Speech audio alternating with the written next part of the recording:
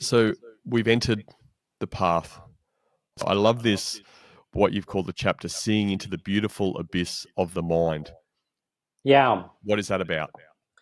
that's about identifying our cognitive dissonances, our cognitive biases, the beliefs that we hold that are getting in the way. And in the vast majority of literature in coaching and training and leadership development and all that, these biases are considered really bad, negative things. And I look at them very differently. I think they're neurological shortcuts that allow us to function much easier in a very complex environment. And 99% of the time, they're very accurate and they work well. Like if I step into the street without looking, there's a chance I get hit by a car. That's a very solid belief. It's a bias. It's baked in. We look around and then we step into the street. Every once in a while, we have a few of our biases that get in the way. And this chapter is about beginning to, number one, admire the way our brains do that.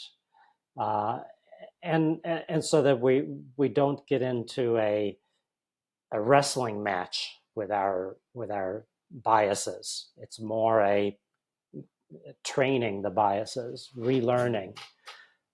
So for example, with the gentleman I described earlier, his belief was that 10 out of 10 commitment is impossible because that means I have to stay on everyone's backs and people are idiots.